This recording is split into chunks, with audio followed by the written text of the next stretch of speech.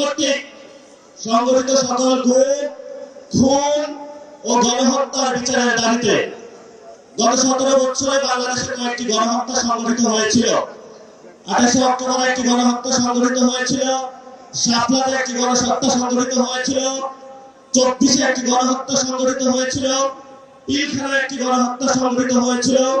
আর অসংখ্য মা বোনের কোলের কত সন্তান যে নিভৃতে চলে গিয়েছিল, সে মোকাদ্দাস ওয়ালি থেকে শুরু করে সেই নোমানীবাড়ি থেকে শুরু করে বাংলার প্রত্যন্ত অঞ্চলে কত রাজপথ যে রঞ্জিত হয়েছিল রক্তে, সেগুলো বাংলার আকাশ বাতাস এখনো সাক্ষী আছে। কয়েকদিন আগে প্রধানমন্ত্রী একটি বক্তব্য দিয়েছিলেন যে আমার যে মেরুদণ্ডটা ভাঙা হয়েছিল, আমি যদি প্রতিশোধ নেই তাহলে কি আমার মেরুদণ্ড ফেরত পাবো কিনা, তিনি এই বক্তব্যটা রেখেছিলেন। আমি সবিনয় মাননীয় প্রধানমন্ত্রীর কাছে জানাতে চাই, এই যে এখানে এতগুলো মানুষ উপস্থিত হয়েছে, যাদেরকে অন্ধকার প্রকোষ্ঠে রাখা হয়েছিল, যাদের বাপকে হলো থানায়, জেলা, পুরো বাংলাদেশের বিভিন্ন কারাগারে ঘুরানো হয়েছিল, এই মানুষগুলো প্রতিশোধ চায় না, কিন্তু আমরা বিচারে বিশ্বাসী। আমরা বাংলাদেশে বিচার চাই।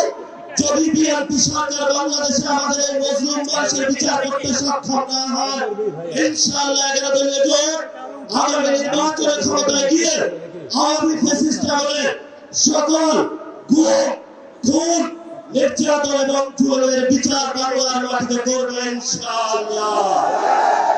বিচারের দাবিতে আমরা মাঠে ছিলাম, আছি, ভবিষ্যতে থাকবো। বিচার নিয়ে আমরা কোন এক সেকেন্ডে কোনো কম্প্রোমাইজ করবো না। যদি সরকার মনে করে আওয়ামী লীগের ভোট ব্যাংকে যেভাবে একটা সমঝোতা হয়েছে, বিচারের ক্ষেত্রেও সমঝোতা করতে হবে। আমরা বলবো রাষ্ট্রের বাচ্চা বিএনপির ভাইয়েরা, আপনারা নির্যাতিত হয়েছে, বাংলাদেশের সকল মানুষ নির্যাতিত হয়েছে। নির্যাতিত যারা মজলুম আছে, মুসলিমদের পক্ষে আল্লাহ আছে, এই মুসলিমদের পক্ষে আমরা থাকবো ইনশাআল্লাহ। লাস্ট যে কথাটা, এই যে ইলেকশন হয়েছে, আমি জামাত বলেছেন যদি সেই ইলেকশনের রেজাল্ট না হতো তাহলে বাংলাদেশে একটা গৃহযুদ্ধ হতো। আমরা বাংলাদেশে একটা গৃহযুদ্ধ চাইনি বলে এই পর্যন্ত আমরা শান্তি এবং শৃঙ্খলার সাথে রয়েছি।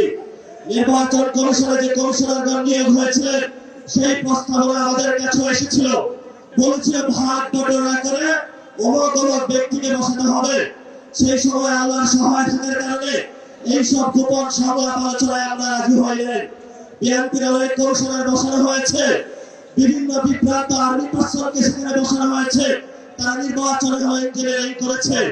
আমরা আপনাদেরকে হুঁশিয়ার করে দিতে চাই, এই অনেক কমিশনারদের এক পা অলরেডি কবরে চলে গেছে।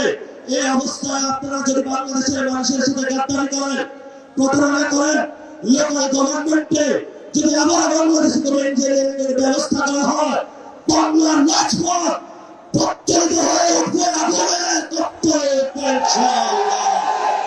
আপনারা লোকাল গভর্নমেন্টে সবাই প্রস্তুত থাকবেন ইনশাআল্লাহ। মাঠে হয়তো আমাদের রক্ত থাকবে, নয়তো বাংলাদেশের আজাদি থাকবে ইনশাআল্লাহ। আমরা ইনশাআল্লাহ 11 দলীয় জোটের যারা নেতৃবৃন্দ এখানে আছেন, তাদের নেতৃত্বে বাংলাদেশের মানুষের পক্ষ হয়ে একটি সুষ্ঠু গণতান্ত্রিক প্রক্রিয়ার মধ্য দিয়ে এগিয়ে যাব। এটাই বাংলাদেশ, এটাই আবু সাইদের বাংলাদেশ, এটাই হলো শহীদ মুক্তের বাংলাদেশ।